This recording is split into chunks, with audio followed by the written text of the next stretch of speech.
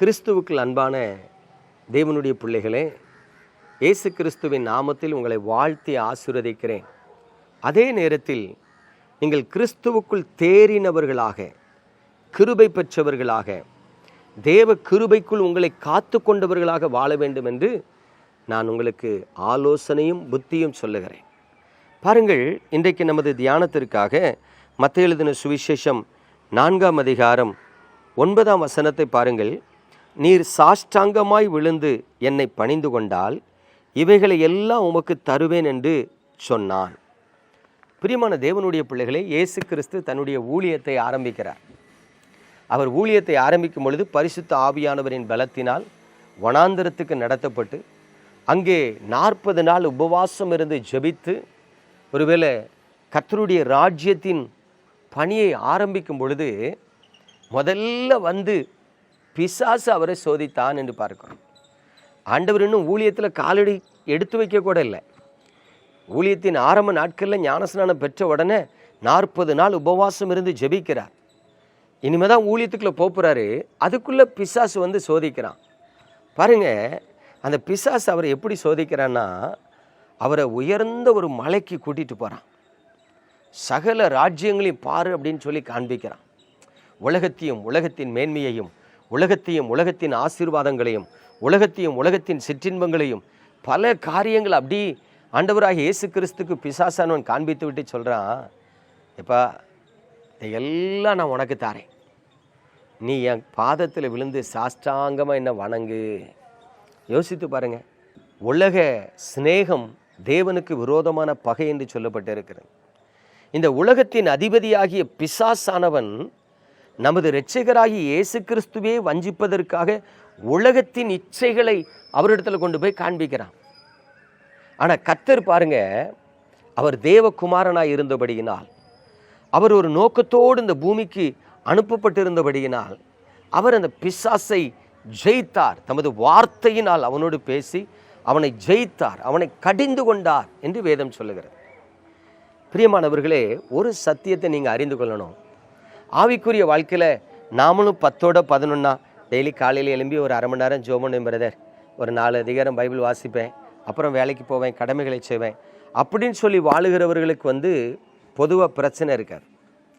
கொஞ்சம் நான் ஒரு மணி நேரம் ஜெபம் பண்ணுவேன், தேசத்துக்காக ஜெபம் பண்ணுவேன், அழிந்து கொண்டு இருக்கிற ஆத்துமாக்களுக்காக ஜெபம் பண்ணுவேன், 10 பேருக்கு என்னால் முடிஞ்ச உதவிகளை செய்வேன், 4 பேருக்கு புத்திமதி சொல்லி அவர்களை கர்த்தரிடத்தில் நடத்துவேன், ஏதாகிலும் ஒரு விதத்தில் நமது ஆண்டவராகி இயேசு கிறிஸ்துக்கு பிரயோஜனமாக என் வாழ்க்கையை நான் மாற்றிக்கொண்டேன்னு சொல்கிறவங்களுக்கு பிசாசு சோதனையை கொடுப்பான். ஒன்று பாவ சோதனை கொடுப்பான், கண்களின் இச்சை, மாம்சத்தின் இச்சை, ஜீவனத்தின் பெருமை அப்படின்னு பாவ சோதனை கொடுப்பான். அடுத்தது பார்த்திங்கன்னா, இந்த உலகத்தின் இச்சைகளை ஆசைகளை தான் காட்டுவான். ஐஸ்வர்ய மயக்கத்தை காட்டுவான். பாரு, நீ அந்த கார் வாங்கினா எப்படி இருக்கும், நீ அந்த வீடு வாங்கினா எப்படி இருக்கும், நீ அந்த தோட்டம் வாங்கினா எப்படி இருக்கும், உனக்குன்னு சொல்லி பேங்க் பேலன்ஸ் ஒரு 2 கோடி ரூபா இருந்தால் எப்படி இருக்கும். பாருங்கள், இந்த உலகத்தின் ஐஸ்வர்யத்தை காண்பித்து ஒவ்வொரு மக்களும் ஏதாகிலும் ஒரு காரியத்தில் பலவீனமாக இருப்பான். ஒருத்தன் மாம்சத்தின் இச்சையில் பலவீனமாக இருப்பான், ஒருத்தன் ஐஸ்வர்யத்தின் மயக்கத்தில் பலவீனமாக இருப்பான், ஒருத்தன் பதவி பொறுப்புங்கிறதுல பலவீனமாக இருப்பான். இப்போது தேவனுடைய பிள்ளைகளே, இந்த செய்தியை கேட்கிற நீங்கள் எதில் பலவீனமாக இருக்கீங்கன்னு உங்களை கொஞ்சம் ஆராய்ஞ்சு பாருங்கள். அந்த காலத்தில் ஒரு பழமொழி சொல்லுவாங்க, பட்டக்காலிலே படும் கெட்ட குடியே கெடும். நீங்கள் ரட்சிக்கப்படுறதுக்கு முன்னாடி என்ன பாவத்தில் இருந்தீங்களோ அதே பாவம் தான் ரட்சிக்கப்பட்ட பிறகு போராடும், அதே பாவம் தான் ஊழியத்துக்கு வந்த பிறகு போராடும், அதே பாவம் தான் மரண பரியந்தம் உங்ககிட்ட போராடிக்கிட்டே இருக்கும். அடி மேலே அடி, பட்டக்காலிலே படும். அப்போ உங்களுக்குள்ள என்ன தோணும், பா நான்லாம் ஆண்டவருடைய பிள்ளையாக வாழ்கிறதுக்கு தகுதி இல்லை, நான்லாம் உலகத்தை ஜெயிச்சுக்கிட மாட்டேன், சரி நம்ம தலையெழுத்து அவ்வளோதான், ஏதோ ஜெபம் பண்ணுவோம் ஓடுவோம் அப்படின்னு சொல்லி ஒரு நிர்விசாரத்துக்குள்ளே வந்துடுவீங்க. இல்லை, தேவனுடைய பிள்ளைகளை இயேசு கிறிஸ்து மிக திட்டமாக சொல்லுகிறார், நான் உலகத்தை ஜெயித்தேன், நீங்களும் ஜெயிப்பீர்கள் அப்படின்னு சொல்கிறார். இப்போ கவனித்து பாருங்க, நீங்கள் போராடணும். போன வருஷம் போராடி பார்த்தீங்க, விழுந்துட்டீங்க. இந்த வருஷம் போராடுங்க, விழுந்த அடுத்த வருஷம் போராடுங்க, விழுந்த அதுக்கடுத்த வருஷம் போராடுங்க, போராடிக்கிட்டே இருங்க. நிச்சயமாக பிசாசை, உலகத்தை, மாம்சத்தை ஜெயிக்கக்கூடிய கிருபை ஆண்டவர் உங்களுக்கு தருவார். அதனால தான் ஆண்டவர் சொன்னாங்க, நீதிமான் 7 தரம் விழுந்தாலும் எழுந்திருப்பான். எனக்கு அன்பான தேவனுடைய பிள்ளைகளே, உங்களோடு போராடுகிற பிசாசு தந்திரமானவன். நீங்கள் ஆவிக்குரிய வாழ்க்கையில் பலனாக இருக்கும்போது உங்ககிட்ட வந்து போராட மாட்டான். நீங்கள் ஆவிக்குரிய வாழ்க்கையில் எப்போ பலவீனமாக இருக்கீங்களோ அப்போ தான் போராடுவான். தாவீதை பாருங்கள், ராஜாக்கள் யுத்தத்துக்கு செல்லுகிற காலத்தில் வீட்டில் அரண்மனையில் உட்காந்துட்டான். உப்பரிகளை போய் பார்க்கும்போது குளிக்கிற ஸ்திரியை பார்க்குறான்.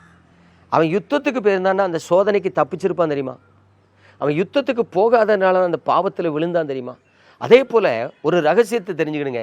நீங்கள் என்னைக்கு ஜெபிக்கலையோ, என்னைக்கு தேவ பிள்ளைகளோடு ஐக்கியத்தில் இல்லையோ, என்னைக்கு கர்த்தருடைய வேதத்தை தியானிக்க மறந்து சோம்பேறியாக இருக்கீங்களோ, அன்னைக்கெல்லாம் நீங்கள் பலவீனமாக இருப்பீங்கன்னு தெரிஞ்சு பிசாசு அன்று தான் உங்ககிட்ட தெளிவாக போராடுவான்.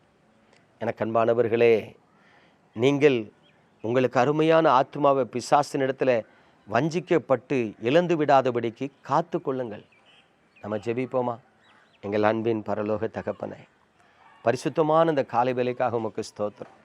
உமது கிருபையுள்ள கரத்தில் உமது பிள்ளைகளை தருகிறேன். ஆண்டவரே, இந்த ஆவிக்குரிய வாழ்க்கையில் எத்தனையோ பரிசுத்தவான்கள், எத்தனையோ நீதிமான்கள் விழுந்து வஞ்சிக்கப்பட்டு பின்வாங்கி போயிருக்கிறார்கள்.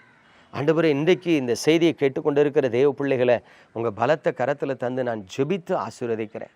உம்முடைய பிள்ளைகள் வஞ்சிக்கப்பட்டு விடாதபடி, உம்முடைய பிள்ளைகள் பின்வாங்கி விடாதபடி, உமது பிள்ளைகள் உமக்குள் நிலைத்திருந்து கனி கொடுக்கத்தக்கதாக ஆண்டவரே நீர் கிருபை பாராட்டி ஆசீர்வதிக்க வேண்டுமாய் இயேசு கிறிஸ்துவின் நாமத்தில் ஜெபிக்கிறேன்.